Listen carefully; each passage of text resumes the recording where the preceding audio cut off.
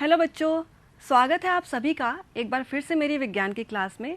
और हम सभी हैं आज एक नए चैप्टर के साथ जिसका नाम है भौतिक एवं रासायनिक परिवर्तन, जिसमें हम पढ़ने वाले हैं इन दोनों परिवर्तनों के बारे में और साथ ही संतृप्त विलयन के बारे में। तो इसको जानने से पहले जैसा कि आप ये देख सकते हैं कि ये एक रबड़ बैंड है, देख रहे हैं आप। इसको मैंने इस तरह से खींचा तो ये क्या है, ये लंबी हुई और छोड़ा तो वापस से पहले जैसी दिखने लगी। फिर से देखिए, इसको मैंने इस तरह से खींचा और छोड़ा तो ये रबर बैंड फिर से पहले जैसा दिखने लगा। पर क्या ऐसा दूध के साथ होता है? अगर आपके घरों में कभी दूध फट जाए तो क्या वो फिर से पहले जैसा दिखाई देता है, पहले की तरह बन सकता है? तो इसका जवाब है नहीं, क्योंकि दूध एक बार अगर फट जाए तो वो वापस से पहले की तरह बन नहीं सकता है। तो इसी तरह से आपके आसपास और भी बहुत सारे दैनिक जीवन में परिवर्तन होते रहते हैं। हर होने वाला परिवर्तन या तो भौतिक होता है या तो रासायनिक होता है। लेकिन अब आप सोच रहे होंगे कि आपको कैसे पता चलेगा कि कोई परिवर्तन भौतिक है या रासायनिक। तो ये जानने के लिए आज आप जुड़े रहिए मेरे साथ क्लास के अंत तक, तो आप समझ जाएंगे, आप ये खुद से पता लगा पाएंगे कि कोई परिवर्तन होने वाला वो भौतिक है या रासायनिक। तो चलिए अब हम स्टार्ट करते हैं। देखिए, सबसे पहले ये शब्द आ रहा है परिवर्तन। परिवर्तन का मतलब क्या है, जिसे हम इंग्लिश में कहते हैं चेंज, यानी बदलने की क्रिया। आप देख सकते हैं सामने, परिवर्तन का मतलब होता है बदलने की क्रिया। परिवर्तन जिसे हम कहते हैं कि संसार परिवर्तन जो है संसार का नियम है, ये संसार परिवर्तन पर ही चलता है। हमारी सृष्टि परिवर्तन के कारण ही चल रही है। ये विकास जो भी हो रहा है ये परिवर्तन के कारण ही संभव है। तो परिवर्तन शब्द हमारे जीवन में बहुत मायने रखता है। देखिए, परिवर्तन शब्द, इसको अगर हम आगे देखें, परिवर्तन को दो भागों में बांटा गया है, भौतिक परिवर्तन और रासायनिक परिवर्तन। अब हम आज यहाँ पे इन्हीं दोनों परिवर्तनों के बारे में पढ़ने वाले हैं। लेकिन एक नोट पॉइंट यहाँ पर ये है कि परिवर्तन भौतिक है या रासायनिक, ये आपको जानना है। तो यहाँ आपको दो ही चीज़ें इंपॉर्टेंट है कि परिवर्तन के पूर्व की तथा परिवर्तन के पश्चात की, इन दोनों स्थितियों को अगर आप देख लें तो उसको आपस में तुलना करके समझ सकते हैं कि होने वाला परिवर्तन भौतिक है या रासायनिक। तो अब हम बात करते हैं भौतिक परिवर्तन की। तो इसके लिए चलते हैं हम अपनी छोटी सी प्रयोगशाला में और देखते हैं हम यहाँ करते हैं कुछ नया। तो चलिए बच्चों, हम स्टार्ट करते हैं। जैसा कि आप ये देख सकते हैं कि ये मेरे हाथों में ये एक मोमबत्ती है। मोम यहाँ पे ये ठोस अवस्था में है, लेकिन जब हम मोमबत्ती को थोड़ी देर तक जला लेते हैं तो आप देखेंगे ये अभी बदल जाएगी द्रव अवस्था में। देख सकते हैं आप, ये देखिए, जिस तरह से अभी ये मोम ठोस अवस्था में थी, लेकिन जब हमने इसे ऊष्मा का प्रभाव दिया, जब इसको हमने जलाया, तो आप देख सकते हैं किस अवस्था में आ गई, द्रव अवस्था में। और जैसे ही ये हवा लगने से थोड़ी सी ठंडी हुई, मैं आपको निकाल के दिखाती हूँ, ये फिर से वापस से बदल गई, देखिए, ठोस अवस्था में। और ये आपको दिख रहा है फिर से ये कैसी दिखने लगी, मोम जैसी। तो इस तरह से आपने देखा कि यहाँ पे परिवर्तनकारी कारक था ऊष्मा, और ऊष्मा को हमने जैसे ही हटाया, यानी जैसे ही ये मोम ठंडी हुई, ये वापस से बदल गई फिर से उसी ठोस अवस्था में।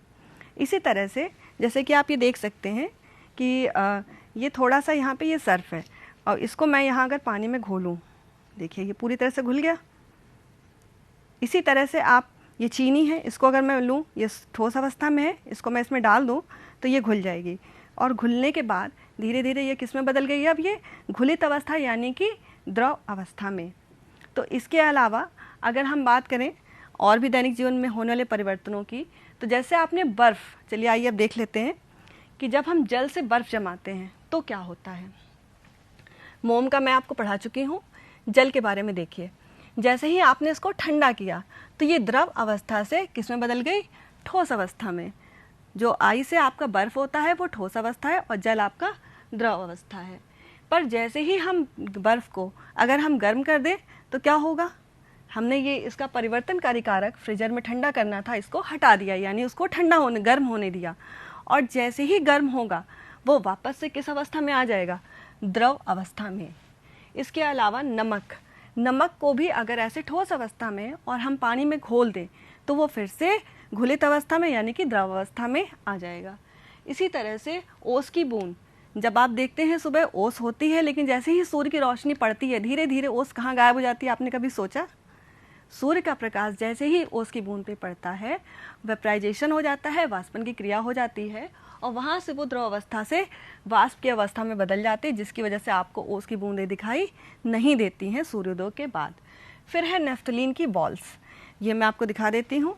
देखिए आप मेरे हाथों में देख सकते हैं, ये है नेफ्थलीन की बॉल्स। इसको हम क्या करते हैं, कपड़ों में डालते हैं ताकि कीड़े ना पड़े, या जब आप कोई सामान स्टोर करते हैं तो उसमें ये नेफ्थलीन की बॉल्स डाल दिया, तो कपड़ों में आपने यूज़ किया होगा आपके घरों में।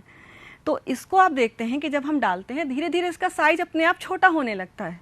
तो आप सोचते हैं कहाँ ये गायब होने लगती है, ये धीरे धीरे ठोस अवस्था से क्या होता है, ये वाष्प अवस्था में धीरे धीरे बदलती है और इसीलिए इसका साइज छोटा होने लगता है। फिर हम आते हैं फोटोक्रोमेटिक चश्मा। अब ये क्या होता है, देखिए जैसे आपने धूप वाले चश्मे देखे हैं, बहुत ज़्यादा अच्छे लगते हैं आप सबको ना। इसी तरह से अब आजकल फोटोक्रोमेटिक लेंस चलते हैं। इसमें क्या होता है कि जो लोगों के टेस्टेड चश्मे होते हैं उसी में फोटोक्रोमेटिक लेंस लगा देने पर जब वो घर में अंदर होते हैं, छाया में होते हैं, तो वो रंगहीन होता है और वो अपना जो उनके घर के काम होते हैं, जो उनका रिटन वर्क होता है, वो नॉर्मल चश्मे, नॉर्मल पावर वाले चश्मे की तरह काम करते हैं उसमें। लेकिन जब वो बाहर जाते हैं तो जैसे ही धूप के संपर्क में आते हैं इन चश्मों में रंग आ जाता है, जैसे धूप वाले चश्मे में होता है, और ये बिल्कुल धूप वाले चश्मे की तरह काम करने लगते हैं। तो इसमें भी वही है कि इसको जैसे ही आपने छाया में रखा ये फिर से रंगहीन हो जाते हैं। तो इन सभी परिवर्तनों में अगर आप पूर्व की और पश्चात की स्थिति को आपस में कंपेयर करें तो आप देखेंगे कोई भी नया पदार्थ नहीं बन रहा है, ठीक है। और साथ ही इसमें जो बनने वाले पदार्थ हैं, इसमें अगर हमने ये परिवर्तनकारी कारक जितने भी हैं इनको अगर हम हटा दें तो फिर से वो पहले वाली स्थिति में वापस लौट आते हैं। तो इसके लिए चलिए एक प्रयोग हम देख लेते हैं। मैंने आपको नमक का अभी एक विलेन बना के दिखाया था। अगर हम नमक को इस तरह से एक डिस्क में घोल को नीचे से गर्म करें तो धीरे धीरे क्या होगा, इसके नीचे का ये आप देख रहे हैं, ये है वाटर। ये वाटर यहाँ से क्या हो रहा है, वेपराइज हो रहा है, यानी कि वाष्प बन के उड़ रहा है, और ये पूरा वाष्प बन के यहाँ से, ये देखिए ये वाष्प है, जल वाष्प है ये। तो ये यहाँ से निकल के यहाँ जा रहा है और यहाँ जाके ये किसमें आप देख रहे हो, धीरे धीरे पानी सारा चला गया। उसके बाद ये नीचे वाइट वाइट सा दिख रहा है आपको, ये वाइट पदार्थ ये क्या बचा हुआ है, ये है नमक। लास्ट का बचा हुआ जो भी पदार्थ था सफ़ेद रंग का, ये है नमक। तो इस प्रक्रिया के द्वारा आपने देखा कि नमक के घोल में हमने जो परिवर्तनकारी कारक था, क्या था, पानी, उसमें डाल के उसको हमने बनाया था द्रव अवस्था में। जैसे ही वेपराइज हुआ वो फिर से अपनी उसी पुरानी अवस्था में यानी कि नमक की अवस्था में हमको प्राप्त हो गया। तो इस तरह से आपने देखा इन सारे परिवर्तनों में कोई भी नया पदार्थ नहीं बन रहा है, और साथ ही परिवर्तनकारी कारक जैसे ही हटा पदार्थ अपनी पूर्व अवस्था को प्राप्त कर ले रहा है, और साथ ही पदार्थ के अणुओं की संरचना में कोई भी परिवर्तन नहीं आया। तो अब हम इसकी परिभाषा देख लेते हैं। भौतिक परिवर्तन, भौतिक परिवर्तन है पदार्थ का रूप बदल जाता है परंतु कोई नया पदार्थ नहीं बनता है। भौतिक परिवर्तन के पश्चात सामान्यतः पदार्थ की पूर्व की स्थिति और पुनः को उसको प्राप्त किया जा सकता है। तो इस तरह से आपने देख लिया भौतिक परिवर्तन क्या है। अब हम चलते हैं रासायनिक परिवर्तन की ओर। तो एक बार आपको मैं फिर से ले चलूँगी अपनी उसी प्रयोगशाला में। तो हम चलिए देख लेते हैं। सबसे पहले मैं आपको एक छोटा सा प्रयोग करके दिखाने वाली हूँ, आप भी इसको घर में कर सकते हैं। जैसे ये मेरे पास है हल्दी, देख सकते हैं आप सभी बच्चे, इसमें आप भी करिए, आपको भी घर में बहुत मज़ेदार लगेंगे ये सब करने में क्रियाकलाप। देखिए इस तरह से ये हल्दी है, और जैसे ही मैंने इसमें आप साबुन या फिर सर्फ कुछ भी इस तरह से मिक्स करेंगे, देखिए इसका कलर चेंज हो रहा है। ये देख रहे हैं आप, ये हल्दी पीली थी और पीले से किस कलर की हो गई, ये लाल नारंगी जैसा कलर आपको दिखाई दे रहा होगा। क्या इसको हम फिर से अपनी पूर्व अवस्था में, यानी इसको हम फिर से पीला बना सकते हैं? ये संभव नहीं है, क्योंकि ये पीले से अब इस समय रेडिश ऑरेंज हो गई है, इसको वापस से हम फिर से पीले रंग में बदल नहीं सकते हैं। इसी तरह से जैसे ये मेरे हाथ में आपको दिख रहा होगा, ये कागज़ है, ये एक सफ़ेद रंग का कागज़ है, लेकिन जैसे ही इसको मैंने जलाया तो इसका कलर कैसा हो गया, ये हो गया काला, दिखाई दे रहा आपको। ये कागज़ जलने के बाद सफ़ेद रंग से काला हो गया। ठीक इसी तरह से अगर हम बात करें कि ये है मेरे हाथों में, आपको दिख रही है पेंसिल, ये सबने आपने किया होगा अपने घरों में, अपने स्कूलों में। इसको मैं इस तरह से छील ली हूँ, जो कि आपको बहुत मज़ा आता करने में।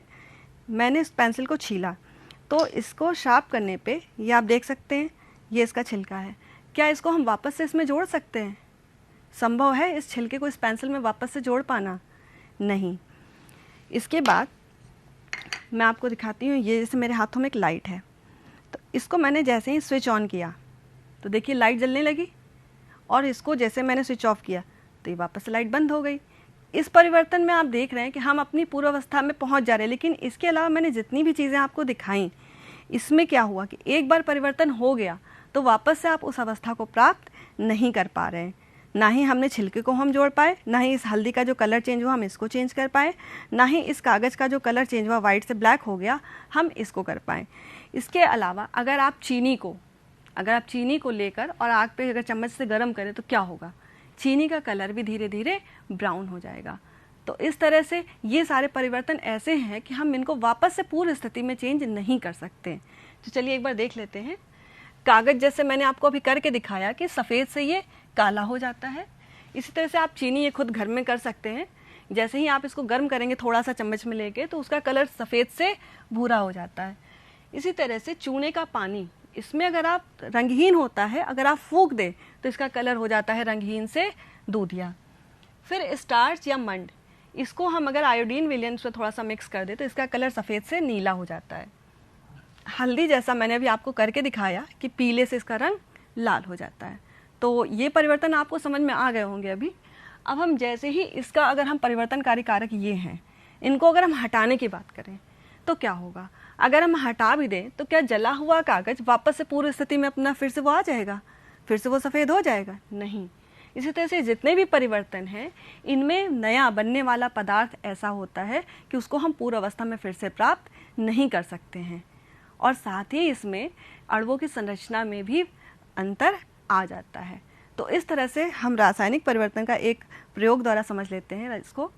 देखिए, जब ये क्या है, ये है मैग्नीशियम का तार, ये है मैग्नीशियम का पतला तार। और जैसे ही इस पतले हुए तार को हम जलती हुई मोमबत्ती के संपर्क में लेकर आते हैं, ये तेज़ी से जलता है और एक सफ़ेद सी रोशनी दिख रही है आपको, ऐसी रोशनी निकलती है और इसमें नीचे एक सफ़ेद कलर का पदार्थ पाउडर जैसा बनता है। तो आपको क्या लग रहा है, वो मैग्नीशियम है? नहीं, वो मैग्नीशियम नहीं है, वो है मैग्नीशियम ऑक्साइड। ये आप देख सकते हैं, जब मैग्नीशियम यानी कि जब हम किसी चीज़ को जलाते हैं तो उसकी क्रिया होती है ऑक्सीजन के साथ, तो बनने वाला पदार्थ है MgO यानी कि मैग्नीशियम ऑक्साइड। ये नया पदार्थ बना। उसके बाद इस बनने वाले पाउडर को हमने जल में घोल दिया और जैसे ही जल में घोला तो फिर एक नया पदार्थ और बन गया जिसका नाम क्या था, मैग्नीशियम हाइड्रोक्साइड। देख सकते हैं आप, ये है इसको, यानी कि जब MgO प्लस H2O यानी मैग्नीशियम को हमने जल में घोला तो बन गया मैग्नीशियम हाइड्रोक्साइड। तो इस तरह से आपने इन सभी परिवर्तनों में देखा कि कोई भी पदार्थ नया जो बना वो वापस से अपनी पूर्व अवस्था में जा नहीं सकता। तो अगर हम बात करें परिभाषा की तो देख लीजिए, रासायनिक परिवर्तन में एक या एक से अधिक नया पदार्थ बनता है जिससे सामान्यतः पूर्व पदार्थ को प्राप्त नहीं किया जा सकता। इस वर्ड को देखिए, दोनों ही परिभाषाओं में सिर्फ एक नहीं का अंतर है, बाकी परिभाषाओं में ज़्यादा अंतर नहीं है। इसमें नया पदार्थ बनता है, उसमें नया पदार्थ नहीं बनता है, और इसमें पूर्व स्थिति को प्राप्त नहीं किया जा सकता, और भौतिक में हम पूर्वावस्थाओं को प्राप्त कर सकते हैं। तो इस तरह से बच्चों आपने देखा कि भौतिक और रासायनिक परिवर्तन क्या होते हैं। अब हम आगे बढ़ते हैं। ये छोटा सा प्रयोग देखिए आप।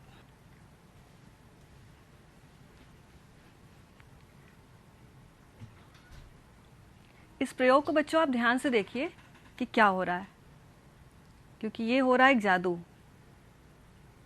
देख सकते हैं आप। अब जैसा कि बच्चों आपने इस प्रयोग में देखा कि जब इस मोमबत्ती को जलाया गया उसके बाद इसको बुझा देने पर दूर से ही लाइटर को रखा गया और उस लॉ के कारण आपने देखा कि किस तरह से मोमबत्ती वापस से जल गई। आपने देखा ये लॉ इतनी दूर थी और सिर्फ ये वाइट रंग का जो ये धुआं था इसकी वजह से ही ये मोमबत्ती यहाँ से आप देख रहे हैं इसकी लॉ को पकड़ के यहाँ से ये जल गई। तो आपको क्या लग रहा है, ये कोई जादू है, ये कोई मैजिक है? नहीं, ये विज्ञान है, ये है विज्ञान का जादू। अब मैं बताती हूँ इस पूरी प्रोसेस में हुआ क्या। देखिए, जब मोमबत्ती जलती है तो उसका कुछ प्रतिशत तो जल के पिघल के और वापस से वो मोम बन जाता है, सॉलिड हो जाता है, जैसे हवा के संपर्क में आता है। परंतु उसका कुछ हिस्सा जो है वो जलने के बाद मोम वाष्प में बदल जाता है। आपने देखा होगा कि जैसे ही मोमबत्ती को बुझाया जाता है तो एक सफ़ेद रंग का धुआं निकलता है। ये निकलने वाला सफ़ेद धुआं ही मोम वाष्प कहलाता है। उसके साथ ही बनती है कार्बन डाइऑक्साइड और बहुत ही कम परसेंटेज में जल। तो ऐसा नहीं है कि मोमबत्ती जली और पूरी पूरी पिघल के आपको मिल गई, उसका कुछ प्रतिशत इन चीज़ों में बदलता है। आप देख सकते हैं कार्बन डाइऑक्साइड, जल और साथ में मोम, वाष्प। तो ये 3 चीज़ें उसके साथ में हमको और मिल जाती हैं। तो इस तरह से अगर मैं बात करूं कि मोमबत्ती का जलना और मोम का पिघलना ये 2 अलग अलग चीज़ें हैं। सिर्फ बात करें मोम का पिघलना, तो ये एक भौतिक परिवर्तन है, क्योंकि मोम हमको वापस से प्राप्त हो जाती है, जमकर ठोस अवस्था में आ जाती है। लेकिन जब अगर मोमबत्ती के जलने की बात करें तो वहाँ पे ये ऐसे पदार्थ हमको ये प्राप्त होते हैं जिनको हम फिर से पूर्ण अवस्था में बदल नहीं सकते हैं। तो मोमबत्ती का जलना एक रासायनिक परिवर्तन है। अब इसके बाद आगे हम देखते हैं, इसी तरह से आप देख रहे हैं ग्लूकोज को। ग्लूकोज आप सभी बच्चों ने बचपन में बहुत खाया होगा, चाहे आपको पसंद है और आपने घोल के देखा होगा। जब आप देखते हैं ग्लूकोज को पानी में घोलिए तो कुछ ठंडा ठंडा सा फील होता है आपको हाथों में। तो वो ऐसा क्यों होता है, अभी मैं आपको ये भी बताऊंगी। इसके अलावा कली चूना जो घरों में पुताई होता है, ये चूना आप देख सकते हैं, कली चूना, इसको जब हम जैसे ही पानी में घोलते हैं तो बहुत तेज़ी से बुलबुले निकलते हैं और साथ ही आपको गरम गरम सा फील होता है। तो ये जो चूने का पानी तैयार होता है ये अचानक से गर्म क्यों हो गया, कभी सोचा आपने? तो चलिए आज हम इसी पर बात कर लेते हैं। सबसे पहले मैं आपको बता दूं कि ये जो दोनों विलयन हमको प्राप्त हुए हैं, इन दोनों घोलों को अगर हम गर्म कर दें तो क्या होगा, इसमें से दोनों का पानी हम वेपराइज कर दें, इसके वाष्पन क्रिया द्वारा इसका पानी निकाल दें, तो क्या होगा? देखिए ग्लूकोज तो वापस अपनी पूर्व अवस्था में आ जाएगा, यानी हमको फिर से ग्लूकोज प्राप्त हो जाएगा। लेकिन चूना, जो चूने का पानी है, इसमें ऐसा नहीं होगा। तो क्योंकि ग्लूकोज हमको फिर से अपनी पूर्व अवस्था में प्राप्त हो गया, तो ये तो भौतिक परिवर्तन है। लेकिन कली चूने का घोल फिर से अपनी पूर्व अवस्था में नहीं आया, तो ये एक रासायनिक परिवर्तन है। अब बात आती है ठंड लगना, उसमें ठंडा फील होना और इसमें गर्म फील होना, ये क्यों हुआ? देखिए ग्लूकोज का जब हमने उसका घोल बनाया तो इसमें ऊर्जा क्या होता है, ऊर्जा का शोषण होता है। ऊर्जा का शोषण होता है, ये बाहर एटमॉस्फेयर की, वायुमंडल की ऊर्जा को अब खींचता है, तो इसलिए ये हमको ठंडा लगता है। और जबकि कली चूने में क्या होता है, ऊर्जा का क्षेपण होता है, यानी ऊर्जा निकलती है। और जब ऊर्जा निकलती है तो इसीलिए इसमें से बुलबुले जैसे निकलते हैं और हमको एकदम ये विलयन गर्म हो जाता है बिल्कुल। तो अब आपको समझ में आ गया होगा कि इन दोनों ही कारणों के पीछे क्या वजह छुपी हुई है। चलिए अब हम आगे बढ़ते हैं। फिटकरी के क्रिस्टल का बढ़ना, ये आप घर में भी कर सकते हैं इस प्रोसेस को। इसमें आप पानी लीजिए और उसमें फिटकरी की मात्रा को डालिए, जब तक घुले तब तक डालिए। उसके बाद जब घुलना बंद हो जाए तो फिर थोड़ा सा और पानी लीजिए, उसको गर्म करिए उसी पानी को, और फिर और घोलिए, तब तक घोलिए कि फिर से घुलना बंद ना हो जाए। अब जो ये बना हुआ विलयन है, इसको आप छान लीजिए। इस विलयन को हम कहेंगे संतृप्त विलयन। संतृप्त क्या होता है, इस शब्द को अगर हम ढूंढें कि संतृप्त क्या चीज़ है, इसको हम बोलते हैं पूर्णतः तृप्त। पूर्णतः तृप्त का मतलब होता है शाब्दिक अर्थ पूरी तरह भरा हुआ। पूर्णतः तृप्त का मतलब होता है पूरी तरह भरा हुआ। तो इसकी परिभाषा अगर आप देखें, संतृप्त विलयन, विलयन या घोल की वह अवस्था जब उसमें किसी निश्चित पदार्थ की अधिकतम मात्रा घुल चुकी हो, यानी उसमें आप कोई गुंजाइश ही नहीं है कि उसमें आप और मात्रा को घोल सके, तो ऐसे विलयन को हम कहते हैं संतृप्त विलयन। अब आपको ये घर में करके भी देखना, ये बहुत मज़ेदार एक्टिविटी है। तो इस तरह से जब आपने घोल के संतृप्त विलयन फिटकरी का तैयार कर लिया, फिर इस तरह से उसको गिलास में रखिए और एक धागे से बांध के, ये दिख रहा है आपको फिटकरी का छोटा सा टुकड़ा, इस तरह बांध के लटका दीजिए और इसको छोड़ दीजिए हफ्ते 2 हफ्ते के लिए। फिर क्या होगा, फिर आपको इस तरह से एक फिटकरी का बड़ा सा टुकड़ा प्राप्त होगा। इसको हम बोलेंगे फिटकरी का रवा या फिटकरी का क्रिस्टल। तो इस तरह से आप देखेंगे कि इस प्रोसेस में कि छोटी सी फिटकरी थी, उससे आपने काफ़ी बड़ा सा फिटकरी का टुकड़ा ये आपको प्राप्त हो गया। अब ये तो था फिटकरी का क्रिस्टलीकरण। अब प्रश्न ये उठता है कि फिटकरी के रवे का बढ़ना भौतिक परिवर्तन है, जबकि चने के बीज का पौधे के रूप में बढ़ना रासायनिक परिवर्तन। अब ये कैसे होगा, तो इसको हम देख लेते हैं। देखिए फिटकरी का जो रवा प्राप्त हुआ, इसको अगर हम वापस से तोड़ दें तो क्या होगा, फिर से छोटे छोटे टुकड़े फिर से पहले जैसे हो जाएंगे। लेकिन क्या बीज के साथ ऐसा होता है, चने का हो या कोई भी बीज हो, पहले इस अवस्था में आता है, फिर धीरे धीरे इस अवस्था में, फिर इस अवस्था में, और ये इस तरह से ग्रो करता हुआ एक पौधा बन जाता है। तो ये चला हमारा इस डायरेक्शन में। लेकिन क्या ये इस तरह से उल्टा संभव है इसको कर पाना? नहीं। क्या ये इस तरह से प्रोसेस पूरी वापस से जा सकती है? यानी ये पौधा जो बीज से बना हुआ था, क्या फिर से ये वही पौधा बीज बन जाएगा? नहीं, ये संभव नहीं है। तो इसीलिए ये प्रक्रिया आपकी रासायनिक हो गई और फिटकरी का बढ़ना हो गया आपका भौतिक परिवर्तन। तो ये आपको समझ में आ गया होगा। इसके बाद हम अब आगे बढ़ते हैं, क्योंकि आपको आज समझ में आ गया कि भौतिक परिवर्तन क्या है, रासायनिक परिवर्तन क्या है। तो अब इसके बाद कुछ कारण के क्वेश्चन हैं, इनको आप खुद से सॉल्व करेंगे और मैं आपको बताऊंगी कि हर इन कारणों के पीछे कौन कौन से परिवर्तन छुपे हुए हैं। सबसे पहले हम बात करेंगे कांच की बोतल का टूटना। कांच की बोतल जब टूट जाती है एक बार, तो क्या ये वापस से जुड़ सकती है? क्या संभव है उसी कांच की बोतल को वापस से जोड़ पाना? इसका जवाब है नहीं, क्योंकि जुड़ी हुई कांच की बोतल फिर से पहले जैसे अगर आप उसको चिपका भी दें तो क्या पहले बिल्कुल एकदम पहले की तरह आ जाएगी? ये संभव नहीं है। तो ये कौन सा परिवर्तन है आपका? ये हुआ आपका रासायनिक परिवर्तन। ठीक है। इसके बाद नेक्स्ट है कच्चे आम का पकना। कच्चे आम का पकना कौन सा परिवर्तन है? देखिए, जब आम कच्चा होता है, खट्टा होता है, हरे रंग का होता है, जब पक जाता है तो पीले रंग का हो जाता है, उसका स्वाद मीठा हो जाता है। क्या संभव है कि वो आम फिर से अपनी पहले के अवस्था में पहुंच जाए, पका हुआ आम फिर से कच्चा हो जाए? नहीं ना। तो ये कौन सा परिवर्तन है? ये है आपका रासायनिक परिवर्तन। फिर हम बात करते हैं जल में शक्कर को घोलना, जो मैंने आपको करके भी दिखाया था। जिस तरह से नमक का विलयन मैंने आपको दिखाया कि वाष्पन क्रिया द्वारा हम उसको वापस से प्राप्त कर सकते हैं, ठीक वैसे ही जल के विलयन के साथ भी है। अगर हम जल के विलयन को वाष्पन क्रिया द्वारा देखे करके, तो फिर से हमको शक्कर उसी तरह से अवशेष के रूप में प्राप्त हो जाती है। तो क्योंकि हम शक्कर को फिर से प्राप्त कर लेते हैं, तो ये है हमारा भौतिक परिवर्तन। ठीक है बच्चों। इसके बाद हम नेक्स्ट देखते हैं मोमबत्ती का जलना। देखिए, इसमें आपको शब्दों को बहुत ध्यान से देखना है। अगर मैं पूछूं मोम का पिघलना, तब तो ये भौतिक परिवर्तन होता, लेकिन बात कहें मोमबत्ती के जलने की, क्योंकि मोमबत्ती का जलना मैंने आपको बताया था, वहाँ पे कुछ नए पदार्थ बनते हैं जैसे मोम वाष्प, कार्बन डाइऑक्साइड और जल, जिनको हम वापस से पूर्वावस्था में नहीं बदल सकते। तो मोमबत्ती का जलना क्या है? रासायनिक परिवर्तन। फिर आता है बल्ब का जलना।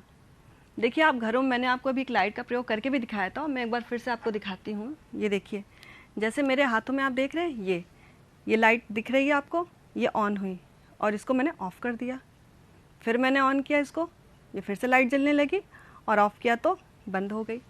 तो आपने इसमें देखा कि जैसे ही इसमें स्विच इसका परिवर्तनकारी कारक था ना, इसको मैंने जैसे ही हटाया, ये अपनी पूर्व अवस्था में आ गया, यानी लाइट ऑन हुई और जैसे ही मैंने स्विच को ऑफ़ किया फिर से ऑफ हो गई। तो जो ये चेंज हुआ, जो परिवर्तन हुआ, ये अपनी पूर्व अवस्था में फिर से चला गया। तो ये किस तरह का परिवर्तन हुआ? बल्ब का जलना, भौतिक। तो ये है हमारा भौतिक परिवर्तन। अब इसके बाद देख लेते हैं कौन सा है? चावल का पकना। घरों में आपके जब खाना बनता है, चावल के अलावा कोई भी खाने की चीज़ें बनाई जाती है, तो क्या ये संभव है कि उसको फिर से कच्चा उसी तरह पूर्व अवस्था में वो आ जाए? चावल पकने के बाद क्या फिर से कच्चे चावल में बदला जा सकता है उसको? तो ये तो बिल्कुल भी संभव नहीं है। तो ये किस तरह का परिवर्तन हुआ? रासायनिक। फिर आता है भोजन का पाचन। अभी इसके बारे में मैं आपको अभी आने वाली क्लासेस में अपनी पढ़ाने वाली हूँ। भोजन का पाचन ये कैसी क्रिया है, किस तरह की क्रिया है, इसमें कौन कौन से अंग होते हैं, मैं आपको सब डिटेल में पढ़ाने वाली हूँ। लेकिन अभी आप समझिए कि भोजन का पाचन, जब एक बार आपने खाना खा लिया, जब आपके शरीर में जाके उसका पाचन हो गया, तो क्या संभव है कि उसके पाचन के बाद फिर से आपका भोजन वह पहले वैसा हो जाए? तो ये तो संभव नहीं है ना। अगर आपकी बॉडी में जाके भोजन का पाचन हो चुका है, तो फिर से हम भोजन को पहले की अवस्था में पचे हुए भोजन को नहीं बदल सकते। तो ये एक रासायनिक क्रिया है। तो इस तरह से आपने ये देख लिया कि सारे परिवर्तनों में कौन से परिवर्तन भौतिक है, कौन सा रासायनिक है। अब इसके बाद एक बहुत अच्छा क्रियाकलाप है जो आपकी पाठ्य पुस्तक में दिया हुआ है, और मैं आपको ये फिर इसको दिखाने के लिए ले चलती हूँ अपने प्रयोगशाला में। तो जैसा कि आप देख सकते हैं कि आप अगर प्याज या फिर नींबू से भीगा हुआ एक कागज़ लें और उसके ऊपर इस तरह से उसको सुखा लें, और फिर उसको इस तरह से जलती हुई मोमबत्ती के उसको संपर्क में दिखाएं इस तरह, तो देखिए क्या होता है। क्योंकि ये भी एक तरह से होगा मैजिक। देखिए, आप देख के आपको बहुत मज़ा आने वाला है। देखिए इस तरह से आप इसको कीजिए और जैसे जैसे मोमबत्ती के संपर्क में आएगा देखिए इसका कलर चेंज होता जाएगा। जो सफ़ेद कागज़ था ना उसकी जगह देखिए आपको कुछ उभरे हुए अक्षर दिखाई देने लगेंगे। इस तरह से आप अपना खुद घर में भी कर सकते हैं और अपने दोस्तों को भी दिखा सकते हैं। तो ये देख सकते हैं आप, जैसे कि मेरा नाम लिख के आ गया रीना। इसी तरह से आप अपने दोस्तों को भी दिखा सकते हैं। लिखिए और अपने बच्चों दोस्तों को भी मैजिकल दिखाइए कि आप मैजिक कर रहे हैं, और जबकि आपको तो पता है ये कोई मैजिक नहीं है, ये क्या है, विज्ञान है। तो आपको करिए, अपने दोस्तों को भी दिखाइए और ख़ुद भी इंजॉय करिए इस एक्टिविटी को। अब इसके बाद हम ये देख लेते हैं कि इन सारे आज हमने क्या क्या चीज़ें सीखी। देखिए आज हमने जाना कि भौतिक परिवर्तन क्या है, ठीक है, फिर रासायनिक परिवर्तन क्या है, उसके अलावा संतृप्त विलयन क्या है, फिर इसके बीच में ही मैंने आपको बताया कि क्रिस्टलीकरण क्या होता है। फिटकरी का क्रिस्टलीकरण यानी कि रवे का बढ़ना, ये प्रक्रिया क्या होती है, इसको हम कैसे करते हैं। अब इन सब चीज़ों के बाद हम आगे की इसके बाद देखेंगे कि आज का मैसेज ऑफ द डे क्या है। तो चलिए देख लेते हैं।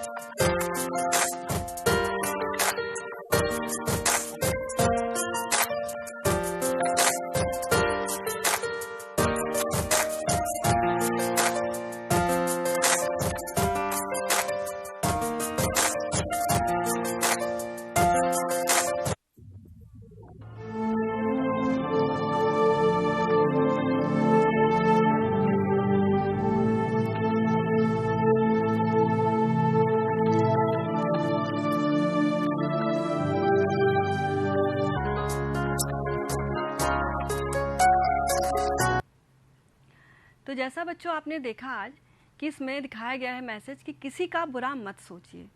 देखिए अगर आपके मन में एक बुरी सोच है तो इससे आपके व्यक्तित्व पर भी प्रभाव पड़ता है। आपने देखा वो लड़का किस तरह से सबका बुरा सोचता है और आखिर में सबकी नज़रों में वो खुद बुरा बन जाता है। तो इस तरह से अगर आप भी ये सोच रखेंगे तो ये हमारे व्यक्तित्व पे बहुत बुरा प्रभाव डालती है। तो हमेशा हम आगे बढ़िए लेकिन अच्छी सोच के साथ।